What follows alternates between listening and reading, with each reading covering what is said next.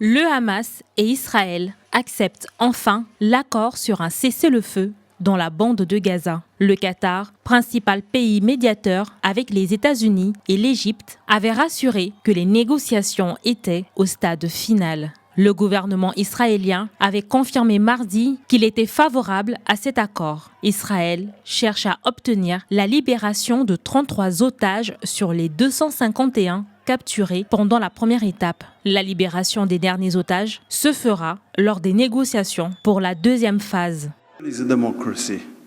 Il y a une réelle volonté de notre part à atteindre un accord. La première étape sera mise en œuvre pendant 42 jours. Et pendant ces 42 jours, nous commencerons à négocier pour le début de la deuxième phase, qui sera bien sûr plus compliquée. J'espère que nous parviendrons à cet accord.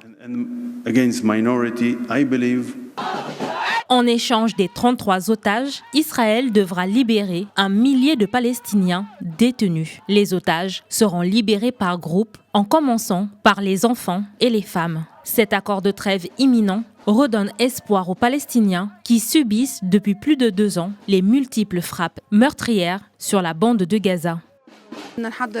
Nous emballons nos affaires et nous préparons à rentrer chez nous, qu'ils soient encore debout ou qu'ils soient devenus des décombres. La chose la plus importante pour nous est de voir la stabilité rétablie dans les villes que nous avons dû quitter.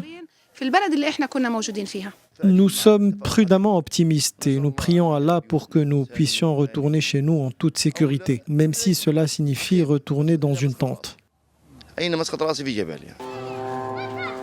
Si l'accord est conclu, c'est plus d'1 million de Palestiniens déplacés qui pourront rentrer chez eux. Le secrétaire d'État américain Anthony Blinken a proposé mardi d'envoyer une force internationale de sécurité à Gaza et de placer le territoire sous la responsabilité de l'ONU. Il a estimé que l'autorité palestinienne devrait à l'avenir reprendre le contrôle de Gaza.